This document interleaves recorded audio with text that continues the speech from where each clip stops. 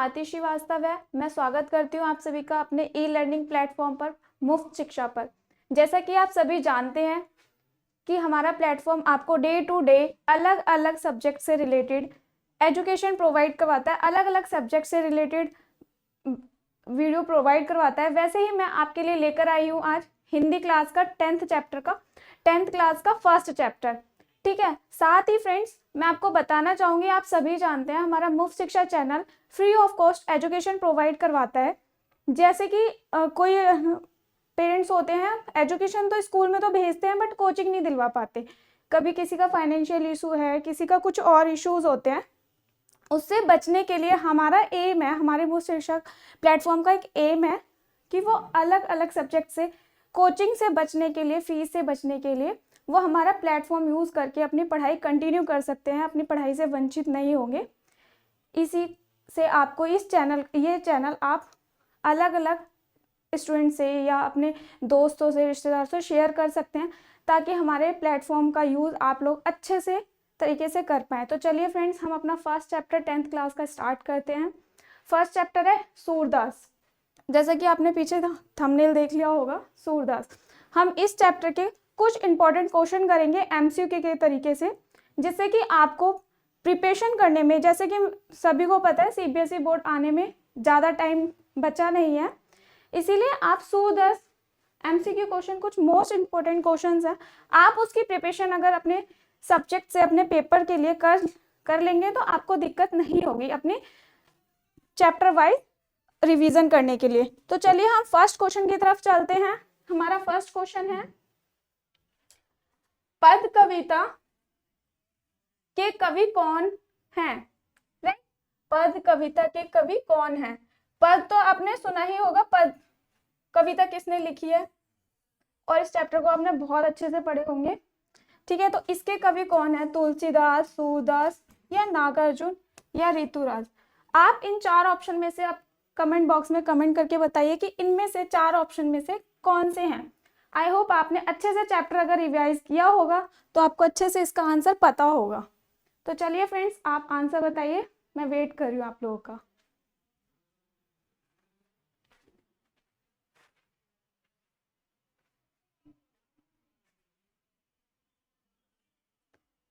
I hope आप सभी को आंसर पता होगा।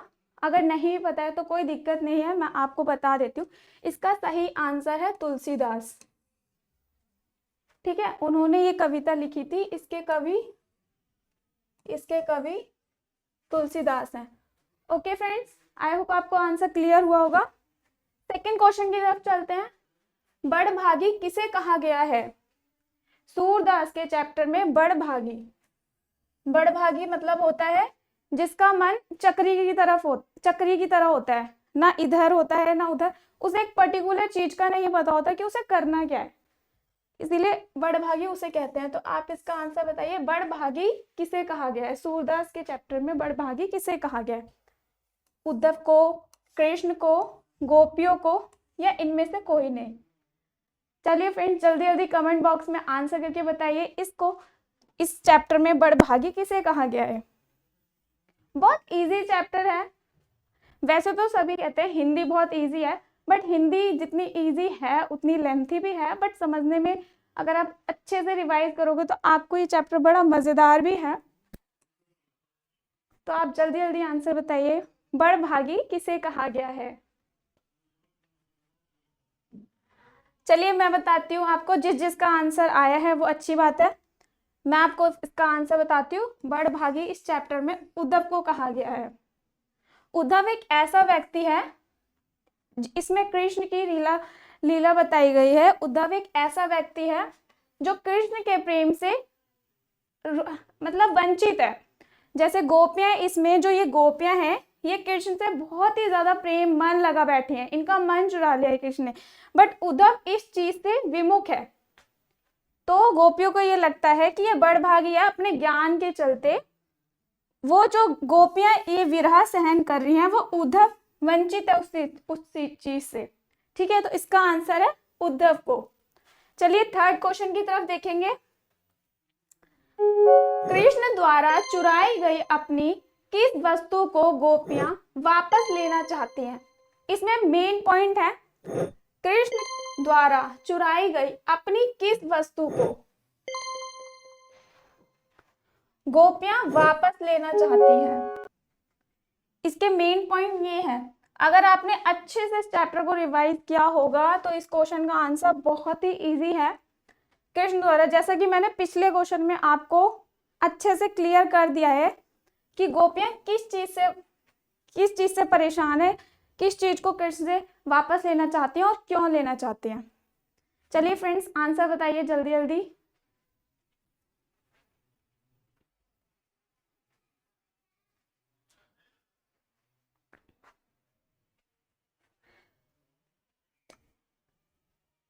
चलिए अब हम इसका आंसर देखते हैं।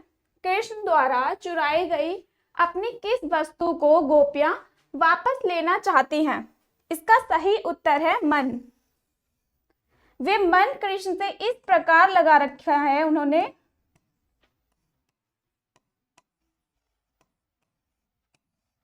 वे कहती हैं कि जो कृष्ण ने उनसे जाने से पहले उनसे वादा किया था कि वे वापस लौटकर जरूर आएंगे, लेकिन वे वापस लौटकर नहीं आए, तो वो चाहती हैं जो हमने मन अपना कृष्ण पे लगा रखा है, कृष्ण ने जो हमारा मन चुरा लिया है वो हमें वापस दे दो, जिससे कि जो हम विरह सहन कर रहे हैं वो हमें सहन ना करनी पड़े। वो इसी से कहते हैं, इसका सही आंसर है मन। वे अपने मन को वापस लेना चाहती हैं कृष्ण से। ठीक है फ्रेंड्स, आई होप आपको समझ आ रहा होगा। चलिए हम 5th क्वेश्चन की तरफ चलते हैं अपने। गोपियां श्री कृष्ण को किसके समान मानती हैं? गोपियां श्री कृष्ण को किसके समान मानती हैं? इसमें मेन पॉइंट है किसके समान। ठीक है, अब आप आंसर बताइए। ऑप्शन 1 है हारिल की लकड़ी के समान, राजगुरु के समान, या कमल के पत्ते के समान, तेल की गगरी के समान। चलिए फ्रेंड्स, इसका आंसर बताइए। हारिल की लकड़ी का भी मतलब मैं आपको बताऊंगी इसमें कि हारिल की लकड़ी का मतलब क्या होता है। ठीक है फ्रेंड्स, तो चलिए आप आंसर बताइए इसका, मैं वेट कर रही हूँ आप सभी का।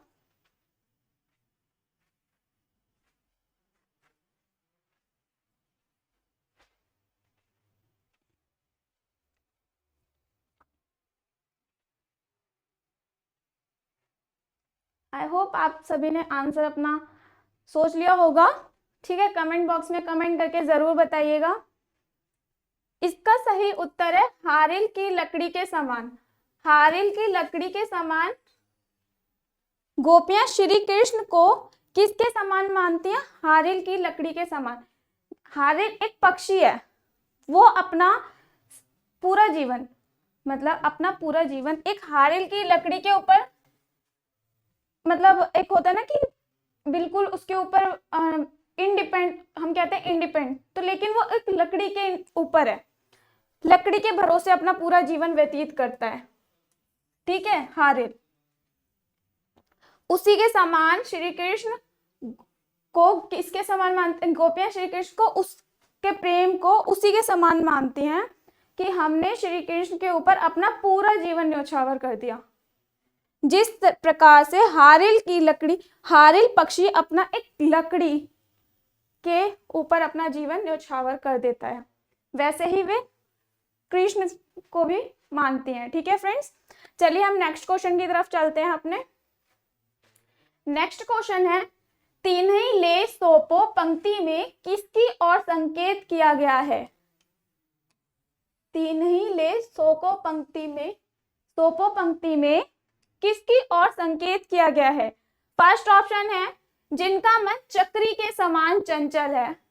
चक्री के समान, इसका मैंने आपको उत्तर बताया चैप्टर में। उद्धव को इसके समान समझा गया है, गोपियों ने उद्धव के मन को इसके समान कहा गया है। ठीक है, जिनका मन स्थिर है, जो योग्य का संदेश देते हैं, इनमें कोई नहीं। चलिए फ्रेंड्स, अब आप बताइए इसका आंसर क्या है इन चारों ऑप्शन में से। तीनही ले सोपो पंक्ति में किसकी ओर संकेत किया गया है?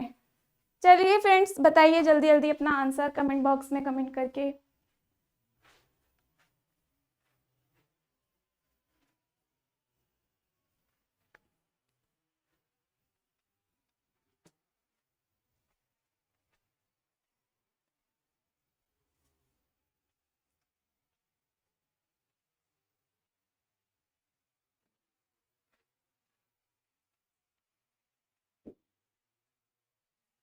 चलिए इसका क्वेश्चन जानते हैं। इसका आंसर है फर्स्ट।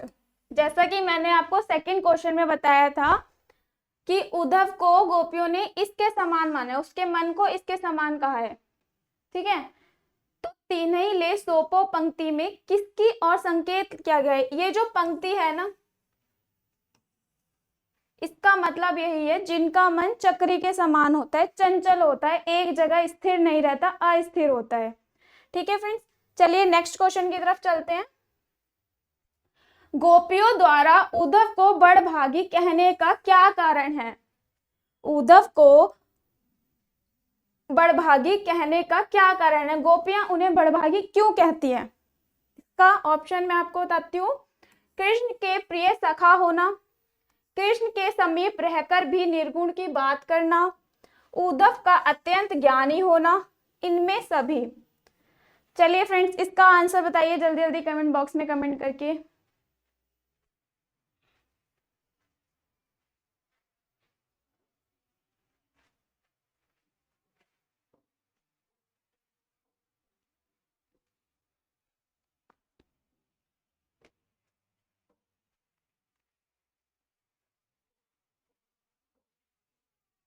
आई होप आपने सभी ने अपना अपना आंसर सोच लिया होगा कि आंसर क्या है इसका। मैं भी आपको क्लियर कर देती हूँ। गोपियों द्वारा उद्धव को बड़भागी कहने का मुख्य कारण ये है कि वे कृष्ण के समीप तो रहते हैं, लेकिन निर्गुण की तरह बात करना, लेकिन उनके प्रेम से वंचित रहना, उनसे मन न लगाना, जैसे कि गोपियों ने लगा रखा है। इसीलिए इस चैप्टर में उद्धव को बड़भागी गोपियों के द्वारा कहा गया है। इसका सही उत्तर है सेकंड ऑप्शन, कृष्ण के समीप रहकर भी निर्गुण की बात करना। ठीक है फ्रेंड्स, चलिए अगले क्वेश्चन की तरफ चलते हैं। मथुरा जाते समय श्री कृष्ण गोपियों का क्या लेकर गए? देखो, दो क्वेश्चन आए हमारे पास, दोनों के मीनिंग चेंज हो गए। हिंदी में मेन पॉइंट यही होता है कि दोनों के मीनिंग चेंज कर दिए जाते हैं, लेकिन क्वेश्चन एक ही चैप्टर में से होते हैं। ठीक है, तो हमारा पहला क्वेश्चन था कि गोपियां क्या वापस लेना चाहती हैं उनसे। अभी क्वेश्चन है मथुरा जाते समय श्री कृष्ण गोपियों का क्या लेकर गए। क्वेश्चन को घुमा दिया, बट क्वेश्चन सेम है। तो ऑब्वियसली आपको आंसर तो इसका पता होगा, फिर भी आप बताइए कमेंट बॉक्स में। चलिए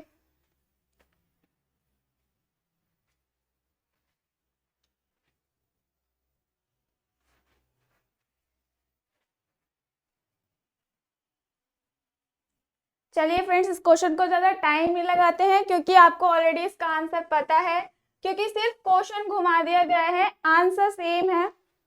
आंसर है मन। राइट, पहले गोपियों से पूछा गया था, अब कृष्ण के ऊपर क्वेश्चन बना दिया कि मथुरा जाते समय श्री कृष्ण गोपियों का क्या लेकर गए हैं। ठीक है फ्रेंड्स, तो इसका आंसर सेम है, बस क्वेश्चन डिफरेंट है। तो बस इसी चीज का आपको ध्यान रखना है एग्जाम के टाइम कि क्वेश्चन एक ही चैप्टर में से होंगे, बट क्वेश्चन को घुमा दिया जाएगा। ठीक है, तो उसमें कंफ्यूज नहीं होना है हमें। चलिए नेक्स्ट क्वेश्चन की तरफ चलते हैं। गोपियां राजधर्म की बात किससे कहती हैं? गोपियां राजधर्म की बात किससे कहती हैं? इसका ऑप्शन है फर्स्ट कृष्ण से, सेकंड उद्धव से, थर्ड हरि से, फोर्थ स्वयं से। चलिए फ्रेंड्स, इसका आंसर जल्दी जल्दी बताइए, किससे कहती हैं?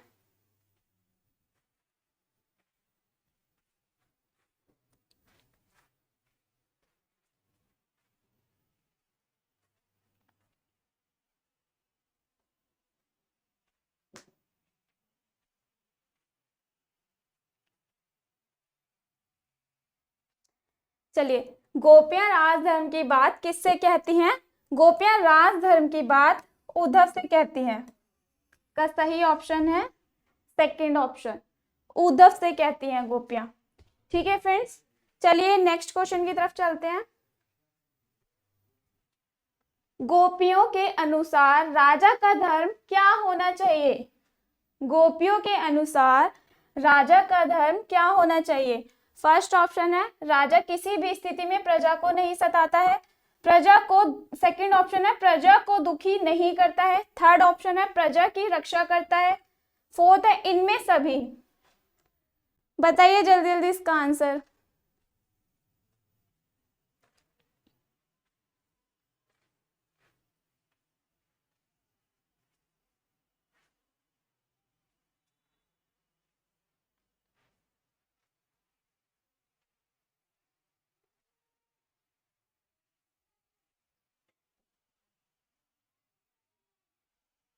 आई होप आप सभी ने आंसर सोच लिया होगा। कमेंट बॉक्स में कमेंट करके ज़रूर बताइएगा। मैं इसका सही आपको आंसर बताती हूँ। इसका सही आंसर है बी, प्रजा को दुखी नहीं करता है। क्योंकि गोपियों के अनुसार राजा का धर्म एक वही है जो हर स्थिति में अपनी प्रजा को हर स्थिति में समझे, उनका साथ दे, उनकी खुशी दुखी में हर चीज में सही करे। ठीक है, इसका ऑप्शन सही आंसर है सेकंड। नेक्स्ट क्वेश्चन है, उद्धव द्वारा दी गई योग संबंधी शिक्षा को गोपियां क्या बताती हैं? उद्धव द्वारा दी गई योग संबंधी शिक्षा को गोपियां क्या बताती हैं? फर्स्ट है हारेल की लकड़ी के समान, सेकंड है गुड़ के समान, थर्ड मीठी राज धर्म योग्य, फोर्थ कड़वी ककड़ी के समान। चलिए अब आंसर बताइए।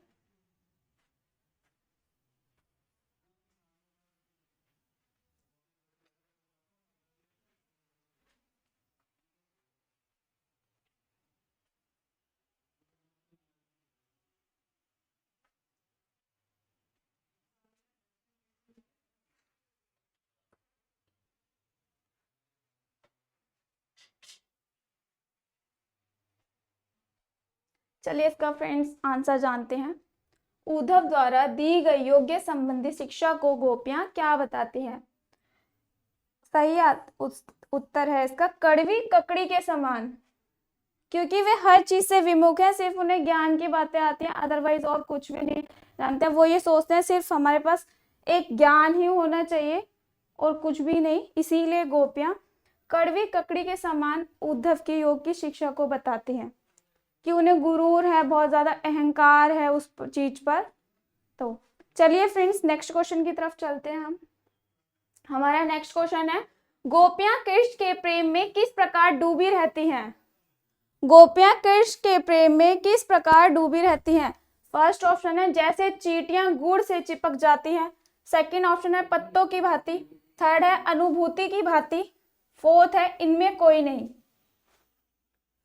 लगभग क्वेश्चन सेम है। अगर आप कंफ्यूज नहीं होंगे तो आप इजीली इसका आंसर ढूंढ पाएंगे और आंसर भी बहुत आसान है। ठीक है, तो चलिए आप आंसर बताइए फ्रेंड्स, मैं वेट कर रही हूँ।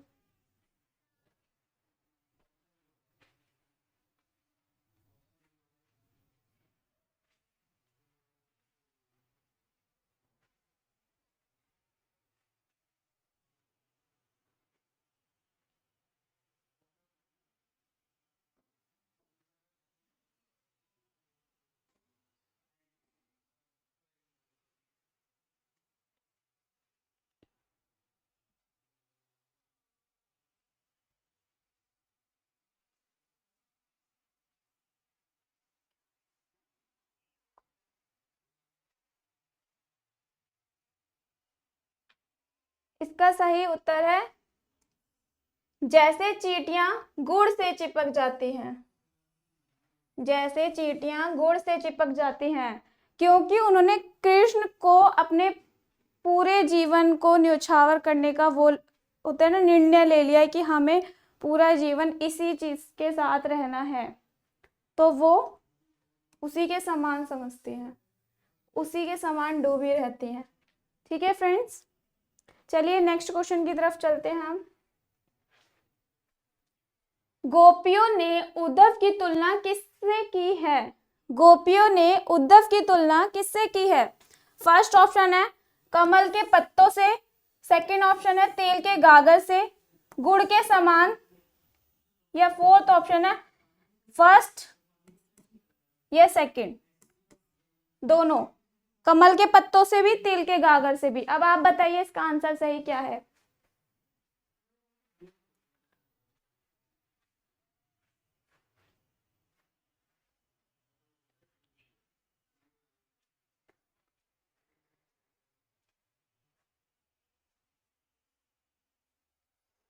चलिए फ्रेंड्स मैं इसका सही आंसर बताती हूँ आपको। इसका सही आंसर है ए, कमल के पत्तों से।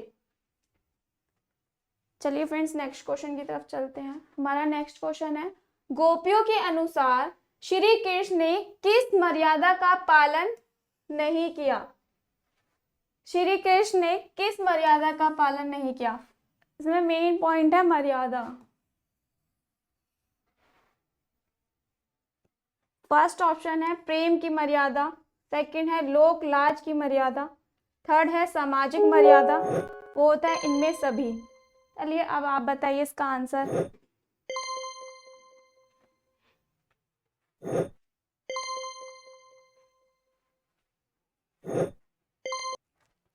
क्वेश्चन सेम है, बट एक ही क्वेश्चन से, एक ही लाइन से कितने सारे क्वेश्चन बनते चले आ रहे हैं। आप कंफ्यूज मत होना, आप इजीली इसका आंसर बता पाएंगे। चलिए जल्दी जल्दी बताइए।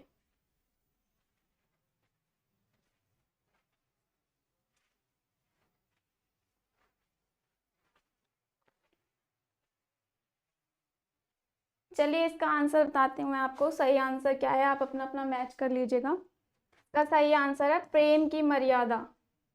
जैसा कि मैंने बताया आपको, पहले गोपियों ने पूछा गया कि उन्होंने श्री कृष्ण ने क्या चुरा लिया है, वे श्री कृष्ण से क्या वापस लेना चाहती हैं।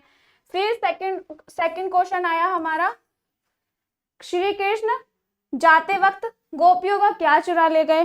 अब थर्ड क्वेश्चन आया है हमारा, श्री कृष्ण ने किस मर्यादा का पालन नहीं किया। तो गोपियां सोचती हैं श्री कृष्ण ने प्रेम की मर्यादा का पालन नहीं किया वापस लौटकर। ठीक है, अगर वो वापस लौट आते तो उनका ये मानना था गोपियों का कि उन्होंने हर मर्यादा का पालन किया है, बट वो अभी ये मानती हैं कि प्रेम की मर्यादा का पालन नहीं किया जो उन्होंने उनसे वादा किया था। ठीक है फ्रेंड्स, नेक्स्ट क्वेश्चन की तरफ चलते हैं। गोपियों ने अपने मन को कैसा बताया है? गोपियों ने अपने मन को कैसा बताया है? फर्स्ट चंचल, सेकंड अस्थिर, तीन स्थिर, फोर्थ ऑप्शन है इनमें सभी। चलिए अब आप जल्दी जल्दी आंसर बताइए।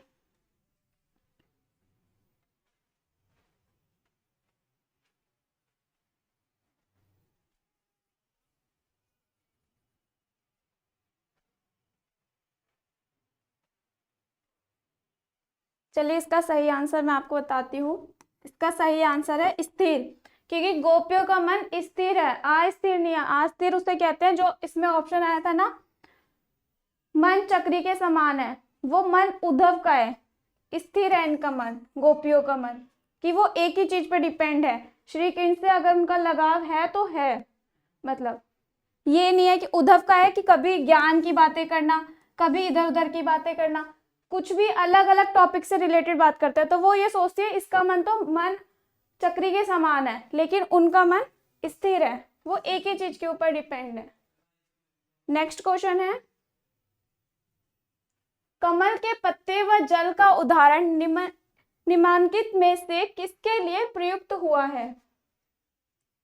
फर्स्ट ऑप्शन है गोपियों के लिए, सेकंड ऑप्शन श्री कृष्ण के लिए, थर्ड ऑप्शन उद्धव के लिए, फोर्थ ऑप्शन स्वयं कवि के लिए। कमल के पत्ते व जल का उदाहरण निम्नलिखित में से किसके लिए प्रयुक्त हुआ है? चलिए ऑप्शन बताइए, जल्दी जल्दी आंसर बताइए ऑप्शन देखकर।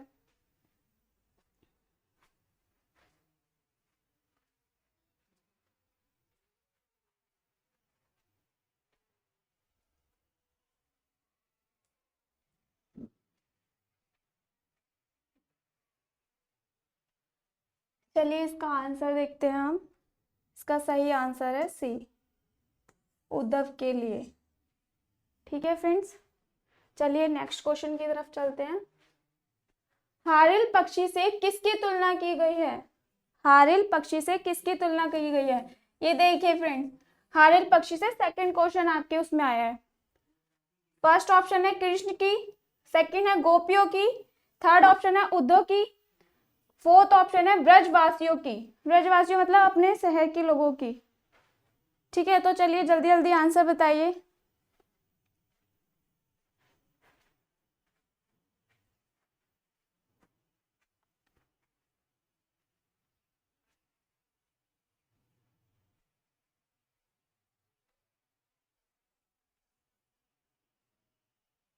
चलिए फ्रेंड्स, का सही आंसर देखते हैं। इसका सही आंसर है बी, गोपियों की। ठीक है फ्रेंड्स, नेक्स्ट क्वेश्चन है, कृष्ण ब्रज से जाते समय अपने साथ गोपियों का क्या चुरा ले गए थे? कृष्ण ब्रज से जाते समय अपने साथ गोपियों का क्या चुरा ले गए थे? फर्स्ट ऑप्शन है माखन, सेकंड दही, थर्ड ऑप्शन है शहद, गोपियों का मन। बताइए। क्वेश्चन सेम है, सिर्फ ऑप्शन अलग अलग है। ठीक है, आप देख रहे होंगे क्वेश्चन सेम है, सिर्फ ऑप्शन अलग कर दिए ताकि बच्चा कंफ्यूज हो जाए, लेकिन हमें कंफ्यूज नहीं होना है। ठीक है, ये चैप्टर वैसे बहुत इजी है, इसमें पद पढ़ाए गए हैं, बट अगर पद की आप व्याख्या करके अच्छे से समझ लेते हैं ना, तो आपको चैप्टर रिवीजन करने में, याद रखने में कोई दिक्कत नहीं है। और अगर किसी ने चैप्टर नहीं पढ़ा है, वो इस क्वेश्चन को रिवाइज कर लेगा तो भी उसका चैप्टर कंप्लीट हो जाएगा इजीली। तो चलिए फ्रेंड्स, आंसर बताइए।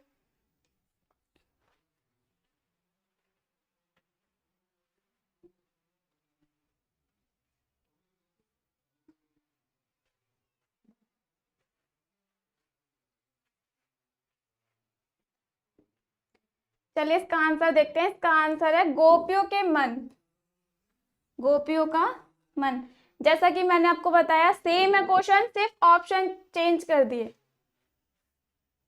कभी कभी हम सोच लेंगे अरे कृष्ण को तो माखन ज्यादा पसंद है, क्योंकि वो माखन बहुत चुराते थे, इसीलिए माखन पे भी कोई कोई टिक कर सकता है।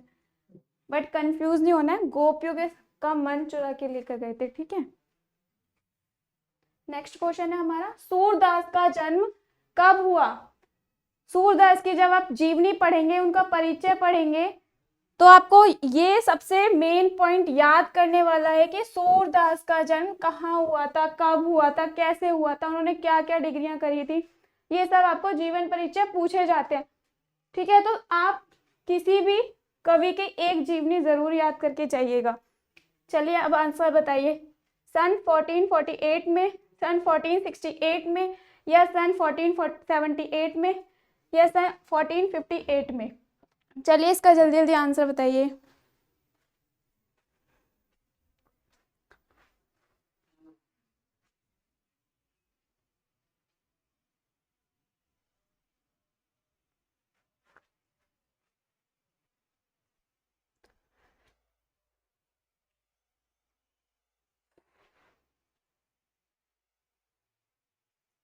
चलिए मैं आपको इसका आंसर सही बताती हूँ। सन 1478 में। सूरदास का जन्म कब हुआ था? 1478 में। ठीक है, नेक्स्ट प्रश्न है। नेक्स्ट प्रश्न है हमारा, सूर सागर में लगभग कितने पद हैं? सूर सागर में लगभग कितने पद हैं? मेन काम ही इस चैप्टर में पदों का हुआ है। ठीक है, तो लगभग 125, या लगभग 700, या लगभग 1100, या लगभग 500? चलिए फ्रेंड जल्दी जल्दी बताइए।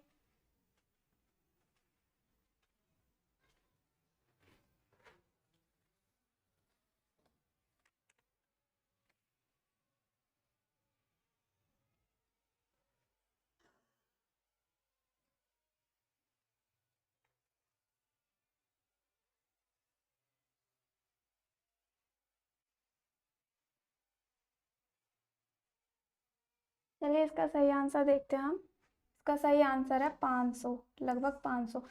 वैसे तो इसमें 1 लाख पद होने का कहा जाता है, लेकिन वर्तमान के संस्करण के कारण इसमें 500 पद हैं। ठीक है फ्रेंड्स, नेक्स्ट क्वेश्चन है हमारा, निम्नलिखित में कौन सी रचना सूरदास की नहीं है? निम्नलिखित में से कौन सी रचना सूरदास की नहीं है? फर्स्ट सूर सागर, सेकंड है सूर सारवली, थर्ड ऑप्शन है साहित्य लहरी, फोर्थ है साहित्य अमृत। चलिए फ्रेंड्स का आंसर बताइए।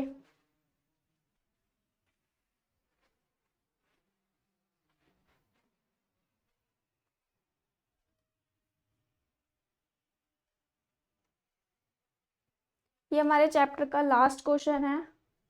ठीक है फ्रेंड्स, इसी के साथ हमारा चैप्टर खत्म होता है। इसका आंसर हम सही बताएंगे। साहित्य अमृत ये सूरदास ने नहीं लिखा।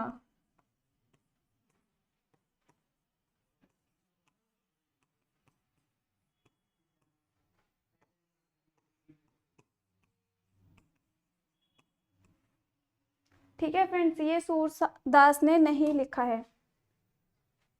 इसी क्वेश्चन के साथ हमारा चैप्टर खत्म होता है यहीं पे। वैसे ही आपको नेक्स्ट वीडियो आपको अगले चैप्टर पे मिलेगी, ठीक है। इसी तरीके के मोस्ट इंपॉर्टेंट क्वेश्चन आपके साथ वीडियो में शेयर करते जाएंगे, ताकि आपकी रिवीजन करने के लिए बोर्ड आ रहा है 22 को है आई थिंक हिंदी का पेपर, तो बोर्ड की प्रिपरेशन करने के लिए आपको दिक्कत नहीं होगी। साथ ही फ्रेंड्स, आप हमारी वेबसाइट से भी जुड़ सकते हैं, जिसका नाम है www.muf.shiksha। आप इस वेबसाइट पर जाकर रिवार्ड्स पॉइंट भी पा सकते हैं। वो कैसे पाएंगे? आप क्वेश्चन का आंसर जितना जल्दी, जो स्टूडेंट क्वेश्चन का आंसर देगा उतना ही जल्दी उसको रिवार्ड्स पॉइंट्स को सबसे ज़्यादा मिलेंगे, ठीक है। तो आपको इतनी सारी फैसिलिटीज़ मिल रही हैं इस प्लेटफॉर्म पर, वो भी फ्री ऑफ कॉस्ट, कोई कॉस्ट नहीं जानी है आपकी। तो इसका लाभ उठाइए, ताकि ज़्यादा से ज़्यादा बच्चे शिक्षा से विमुख ना रहें, शिक्षा से वंचित ना रहें, और ज़्यादा से ज़्यादा विद्यार्थियों को आप हमारे प्लेटफॉर्म से जोड़ें। धन्यवाद।